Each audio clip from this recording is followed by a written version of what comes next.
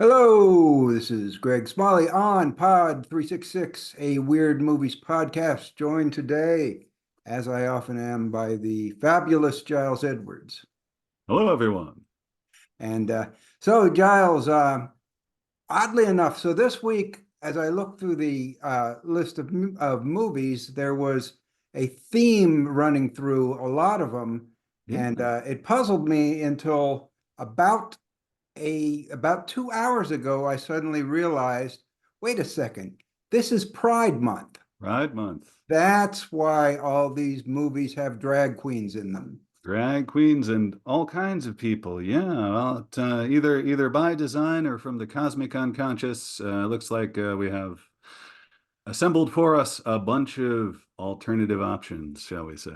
It's Pride Month, and I think that's why some of these are being released. So It's at this time, so this will undoubtedly be our wokest episode ever. you've Uh, been warned. So yes, if you are triggered by wokeness, then and in honor of Pride Month, I'm going to show my nipple Ah, because that's what Pride Month is all about. Old straight guys showing off their nipples.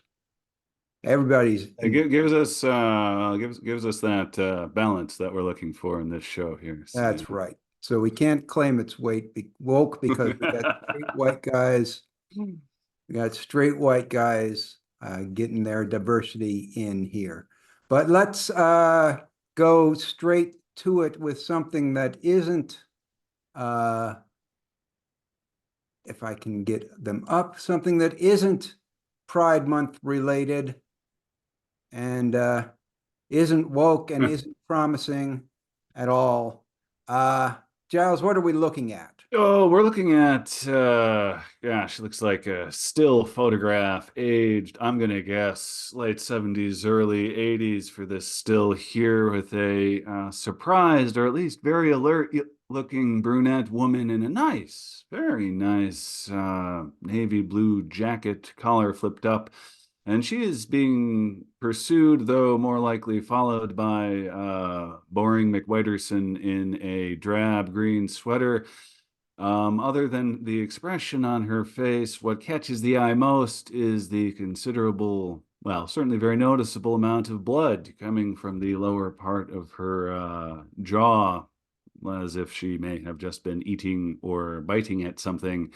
And now, yes, crimson streak, lips, chin, down the neck, and I think even, unfortunately, a few splotches on her very nice little coat there. Yeah, she's ruined that blazer, I think. Yeah. So it's Isabel Adjani in, I think that's how you pronounce her name, in Possession. And Mhm. why are we showing a still of Possession, a movie that came out in 1982? Well, we are doing that because it looks like we may visit the phenomenon of possession again in the form of a, seems very early in the works, planned remake.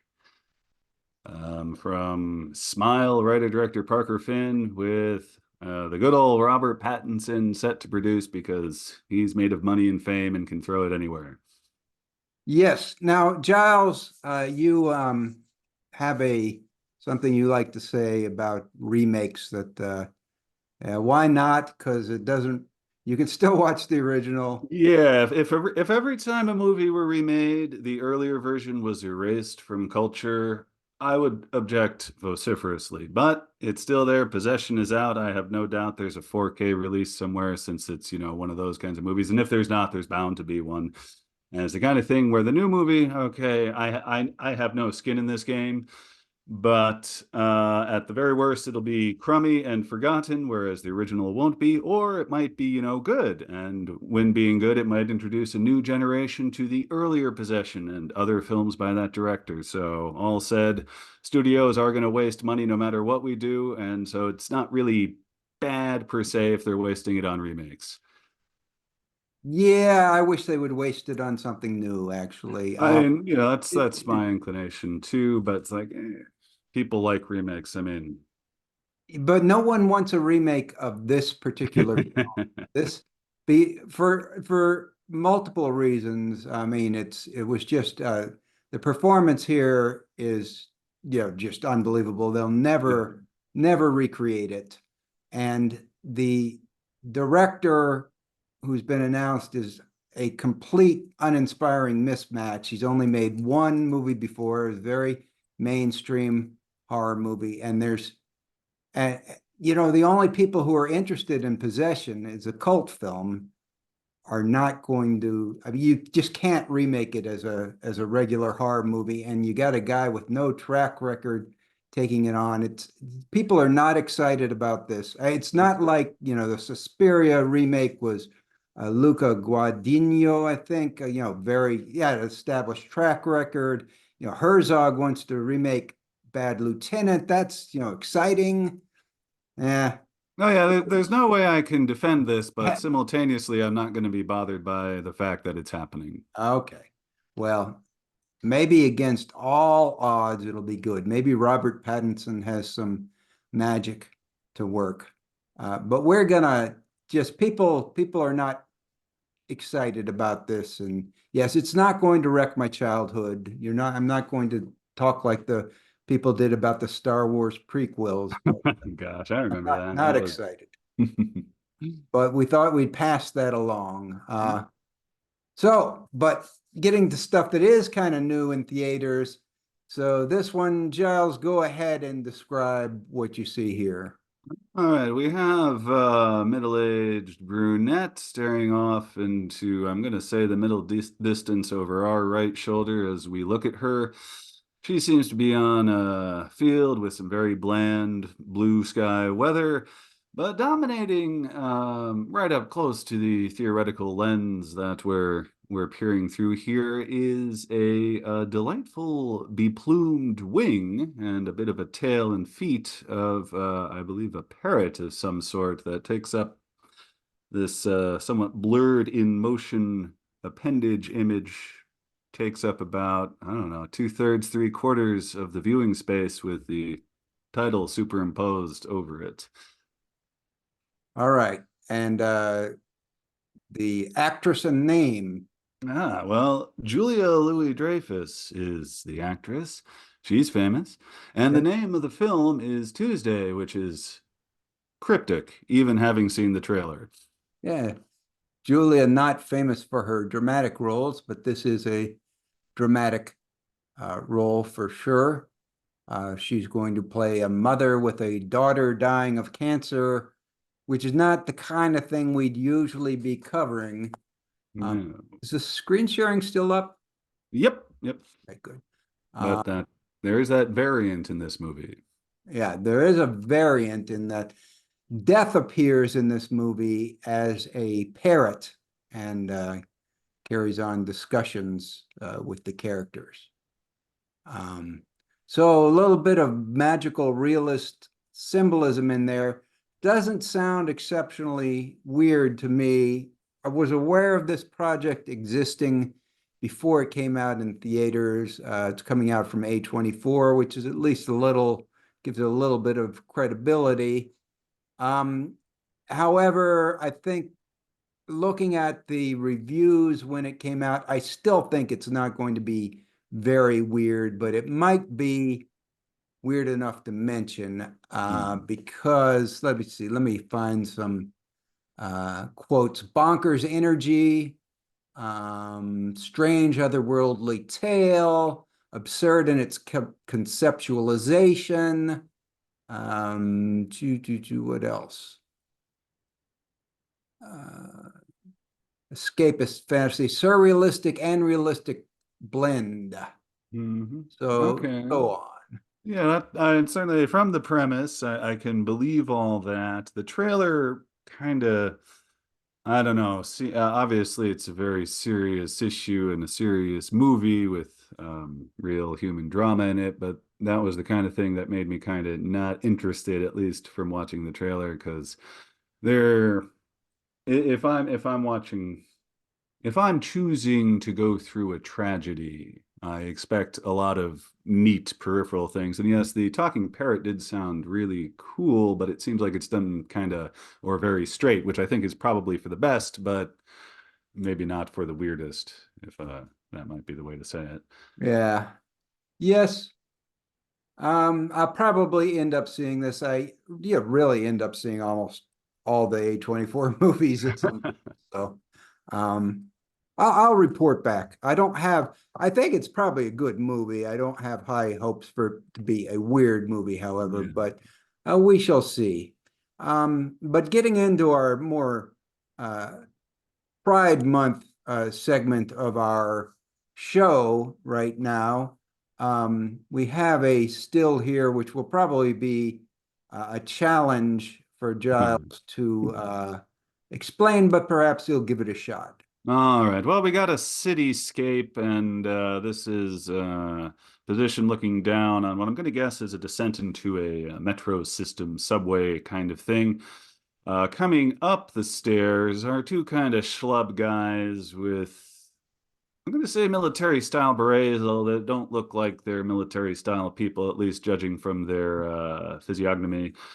And they are looking somewhat quizzically at an individual descending into the subway who appears, from everything we can see, completely hairless, certainly very pale, human form, and dressed. Let's see, we'll start with the easy bit. It looks like, I don't know, about half-foot high platform stiletto heels, white, going up into a sort of body sock around the waist and upper leg area, also white, with a torn crop top of white, and around the body, I guess, very, very large sort of pipe cleaner looking material. And judging from the shaved headedness and a little bit of foreknowledge, in the left hand of this descending entity is, I'm going to guess, probably the headpiece, which expands on the white and tubular and curved motif of the general outfit. Indeed. And it is It is Queendom. Queendom. Yes, which is about a Russian performance artist who dresses in sort of surreal costumes. She's described as drag, but they're really too abstract to be drag, and there's probably Yeah, there is a feminine tinge to many yeah. of them, but yeah, drag doesn't do it. Drag is the wrong word. Yeah. It's you're still seeing the main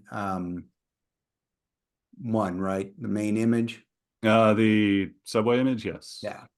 Let me see if I can bring up a different image where you can see this costume from the front. There's the costume from the Okay, yeah.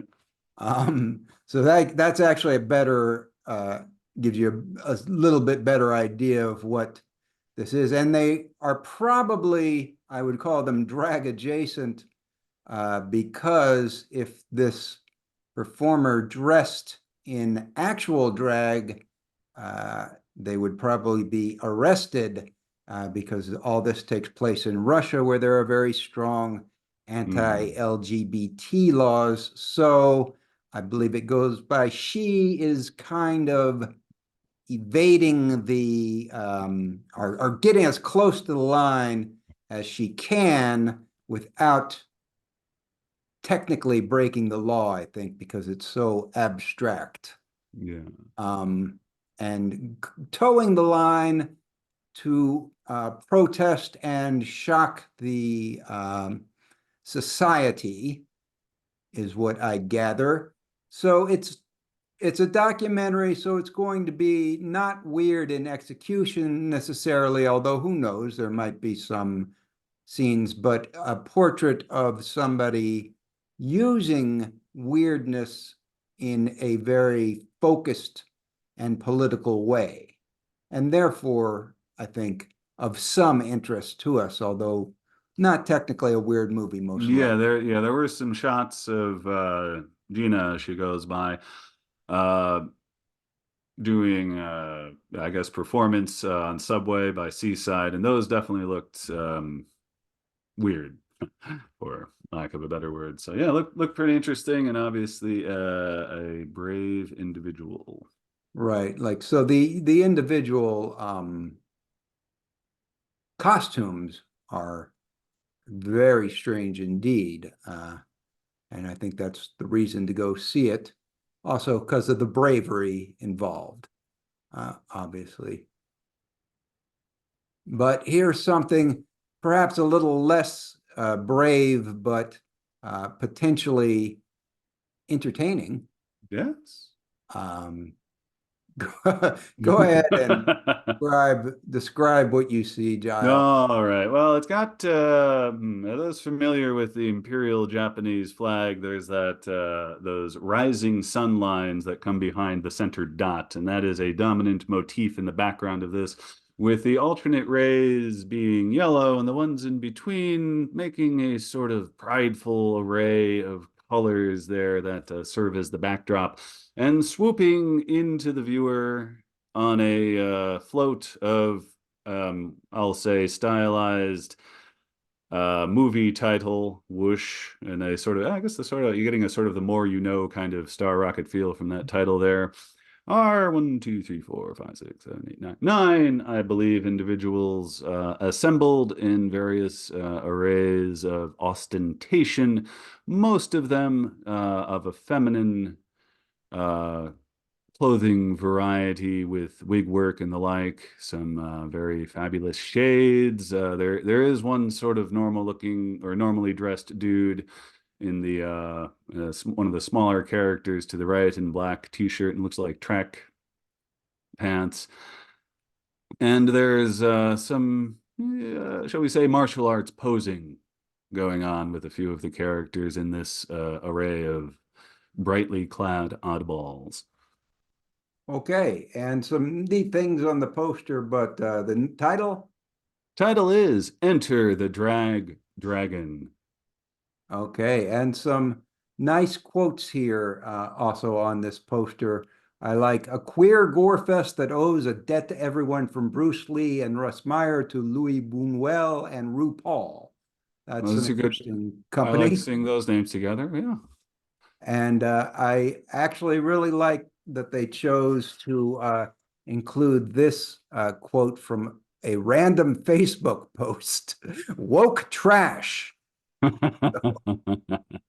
That's that's nice. That they Oh, yeah, from Mark Tumler. well, poor Mark Sorry Toon you didn't like it, Mark. getting called out. I'm just wondering what you were expecting. The title really. Yeah, you went to see Enter the Drag Dragon and was shocked that it was woke trash. Oh Um, man. Also, in the lower right corner, there's a little movie in joke. Can you see it? There we go. Rated X by an all straight jury, which of course goes back. Oh, special appearances by Lloyd Kaufman and Greg Sestero. Well, that's Yeah. cute. Now, did you see the trailer? Oh, shoot.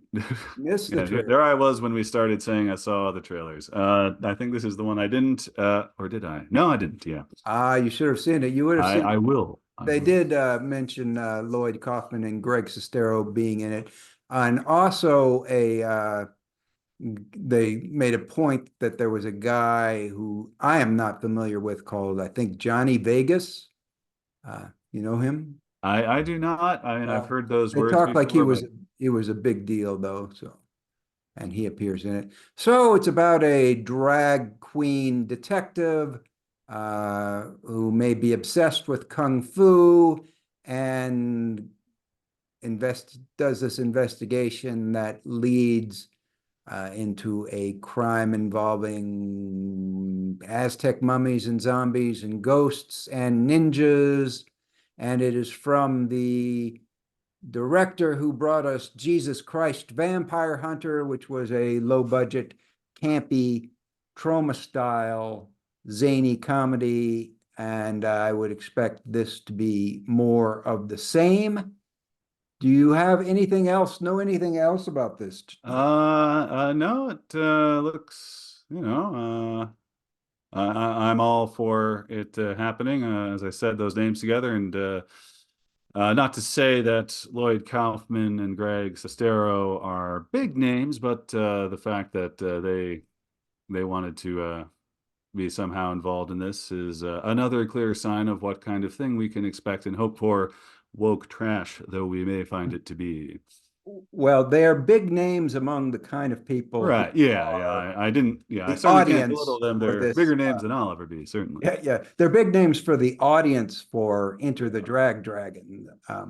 Anybody who's going to see a kung fu drag queen movie is going to say, "Oh, well, Lloyd Kaufman's in it," then it's going to be, and Greg Sestero, of course, known from The Room. In case you don't know who Greg Sestero is. And his own project, Best Friends. Yes, but he brought in Oh his yeah, he's famous collaborator oh yes. for that. What's that guy's name? The famous collaborator. I'll know it once you say it. Oh, The the other Room. Tommy Wiseau. Wiseau. Okay. Speaking of woke trash, it's not probably trash though. It's probably highly arty. Describe this next poster, Giles. Oh, we've got a jaundiced skyline with a yellow sun. We've got a dead tree in the background. We got a couple looks like telephone poles, but the real thing catching my eye on this picture is the gentleman leaning up against either a dockside post or a fence post, who is all clad in white slacks, a white A-cut t-shirt, clinging closely to his bulging muscular frame, and with one of those perfectly, I'm going to say, we'll say early 50s style sailor coifs with a white sailor hat atop it. And judging from the expression there, this guy is up for a number of varieties of good time. Yeah, and I I believe this is like a photorealistic model. Yeah, that does. Yeah, because it doesn't look quite. It doesn't look quite real, Yeah. but it's very, very close. It's like Uncanny Valley. It's yeah. If this were yeah, this would be something you might see in a top tier new console release of hot sailor cap guy. Well, the movie is from the Criterion Collection. It's called Querelle. It's the final film of Rainer Werner Fassbinder, based on the novel by Jean Genet, who is also dabbled in film, but is a rather interesting character, sort of connected by degrees to the actual French surrealist. Do you know anything about Jean Genet, Giles? I do, having just looked him up, and he sounds like a quintessential French intellectual type, having been a novelist, playwright, poet, essayist, and political activist. Well, but you also forgot he's a son of a prostitute and a criminal who was serving a life sentence. Oh yeah, And yeah, so, yeah, coming up in started the biography. started writing in prison and was championed by none less than Jean Cocteau, and Oh, who got a bunch of French intellectuals to petition for his release, and he got released and didn't reoffend from whatever he had done. So, but so this Querelle movie is about a French sailor who, at a time when gays were very closeted, is not openly gay, I gather, but is also, like the author, a criminal. He's an opium seller, and so just a kind of French degenerate of the 1950s period it set in, 40s or 50s period set in. Guy kind of has a Marlon Brando look with but with more beefcake to it, I would say. there it is. Yes, much beefcake there. If you've seen the trailer or any clips from it, the sets are very Yes. expressionistic and very hinged with that jaundiced yellow that Giles talks about. And and the acting, I think, is sort of deliberately flat. For Hmm. what reason, I don't know, but the acting was kind of bad, and to the point where it's Fassbinder. If the acting's this bad, he's directing them to not be acting too. Yeah. I don't know really what the point behind that would be, but it appeared to be a thing. What else can you tell us about Querelle? Anything, Giles? Oh well, the from images and the like, the sets look also compelling. I guess in a Ken Russell-esque kind of extravagance, as might have been remembered from I don't know, Lair of the White Worm, and to a lesser extent, Litzomania. This is a very phallic town. Yeah, I think that's the case. It's from Criterion. I don't believe it had ever been. I couldn't find a release of it. I'd never heard of this movie. It just until it popped up. Um, I don't think it was ever released in the United States on physical media. It might have gotten some play at the time in 1982. I would have been too young to know about it. Me too. It's new restoration. It's got an interview with critic Michael Koreski, a documentary on Fassbinder's last works from around the time of contemporaneous to this release. And that's about it. So not really a lot of extras for a usual Criterion release. But I think there are a lot of people who are very excited about this because it's arty and rare.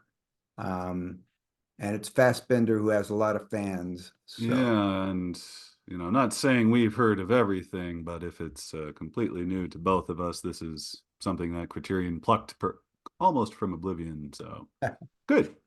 yeah, and it's gets several of the critics I have seen drop the word surreal for it. I don't know how surreal it is, but definitely it's expressionistic and offbeat for sure.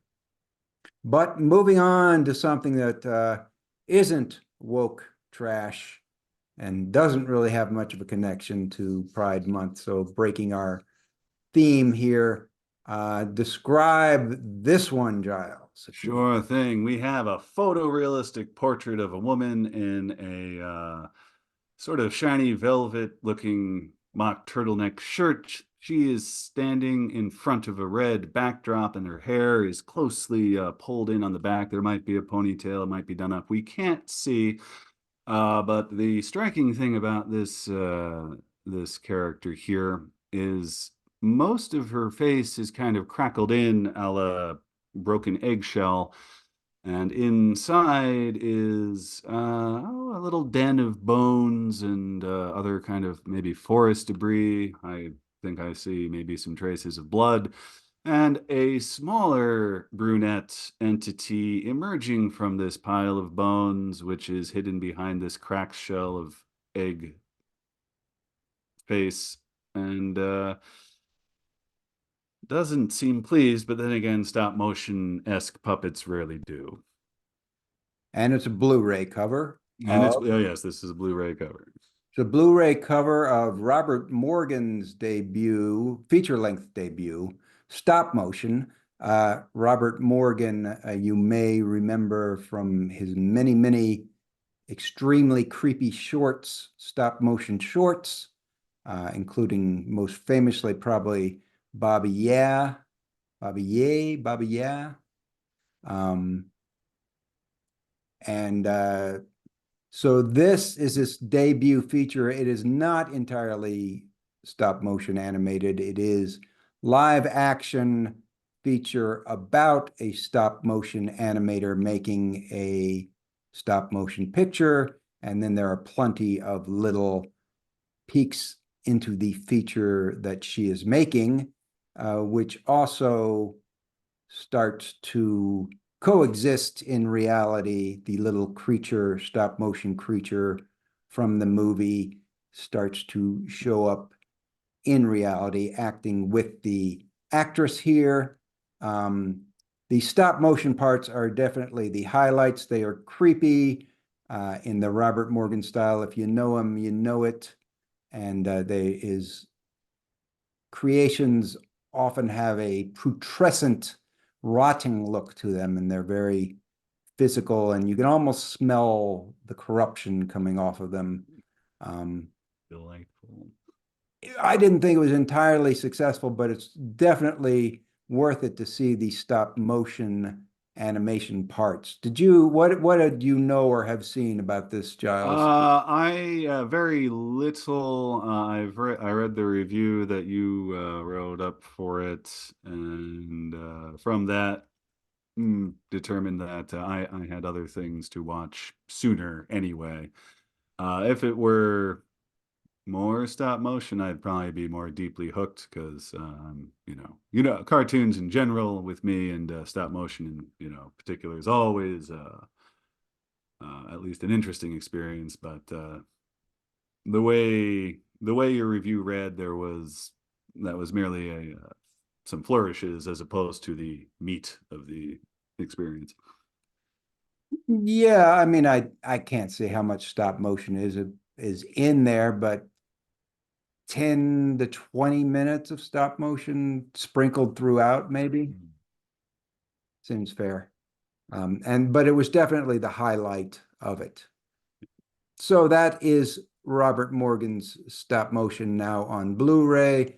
Moving on, the next one, Cover Giles. All right, we've got a kind of sickly magenta color scheme with this. This is a profile. Oh, this is a cover of a Blu-ray, just so you know. And this is a profile snapshot of three entities. Two of them, the lower two, a bit more snouted. I do my parents perhaps some degree of shame not being able to identify offhand what breeds they are. But they are dogs looking off to the right with purpose, just below the face of an individual who, clean cut, somewhat, we'll say, soft masculine features, straggly hair, and I'm most intrigued by what almost looks like a wry smile that looks like it might be about to emerge on his face as he stares off alongside the canine companions at something we cannot see. And it is It is Dogman, a film by Luc Besson. starring Caleb Landry Jones, and neither of us have seen this. We have talked about it before. Do you remember? Were you on the first episode? Yeah, and I rewatched, skipping one of the trailers, I rewatched that one, Okay. which definitely had Luc Besson things going on with it, doing his, at least it looks like it builds up to a violent murder thing, and the clips on the trailer from that all looked A plus. And starts with the story of a boy who's abandoned to the family dogs by the family when he expresses that he loves dogs more than them. And so he has a nasty upbringing, doesn't meet anyone nice, possibly ever, certainly not until his adult life, having been raised alongside dogs. And to get back into the Pride Month theme, Oh, he yes. dresses in drag, Dresses in at drag. least sometimes. Certainly most of the trailer. For a lot of his interrogation, it seems, police interrogation, he seems to be dressed in drag. So there's that. That brings us back to the theme of the week. Dogman now out on Blu-ray. The VOD still has not become available for rental for some reason. Usually by the time they put out the Blu-ray, they're going to put out the VOD rental version, but still just a VOD purchase. Yeah. Which is pretty hefty, but I would hold on. I might hold on myself till the price drops for a rental. Yeah, definitely Moving, looks interesting to rent. moving on, another one that's on Blu-ray. This one is on VOD. Giles, quickly, All right, we've got a yeah. some military pursuers in the foggy, foresty distance. Up close, there's a figure hugging the opposite side of a tree from the vantage point of the men with guns. But this creature looks like erstwhile human boy-sized dimensions, but seems to have adopted some rather reptilian characteristics, as in most of the head and back and the sprouted scales. And otherwise, I would guess it's one of those chameleonic entities to go with the whole hiding from the menacing what's it's in the background of the poster. Okay, and it is a Blu-ray for the Animal Kingdom. also on VOD, which is a French magical realist movie about a plague that starts turning people into human animal hybrids of various sorts. So they start to transform, and partially, I think it's about a father and son whose wife and mother is transforming into an animal, and they go searching for her. And there's also a lot in the trailer about how society is going to deal with these people, whether by quarantining them or simply by tolerating their differences, which kind of gets into our Pride Month theme, right? Anything you noticed from the trailer in particular there, Giles? Nothing particular to add there. It looked French and magic realist. The metamorphoses looked neat. And it's got Adil Exarchopoulos. Okay. Adele Exarchopoulos. Exarchopoulos Oh, okay. Yeah, in it. I don't didn't know if see she was, that famous movie of hers. I don't know if I don't know what role she plays. I don't know if she plays the mother, but she is in it. But mainly, I think it's about a father and son. Yeah. So that's there. But moving on, there's one last Blu-ray release I just wanted to mention quickly. The cover here, John. All right, this is a 2-pack Blu-ray. So we got sort of mashup from both the films. One in the foreground looking at us is a determined, almost just about middle-aged man in a black mask with, shall we say, equine overtones.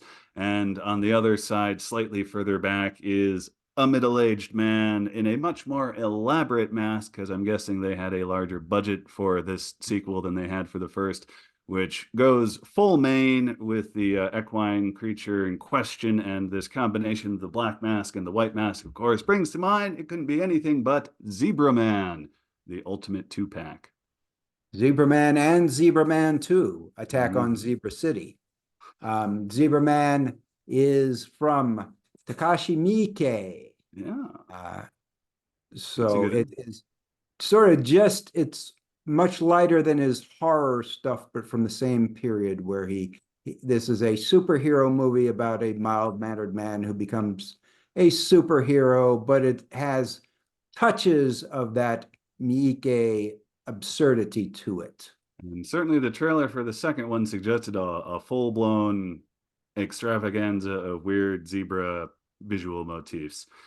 Yeah, I've seen the first one, and it's just sort of interesting and mildly weird. The second one may be promising. Couldn't get anybody to review it at the time because it didn't have wide distribution when it came out.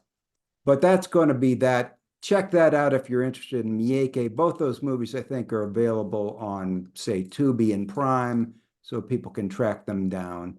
We are about out of time, so bye-bye. Happy Bye-bye. Thanks for listening and watching and subscribing and liking.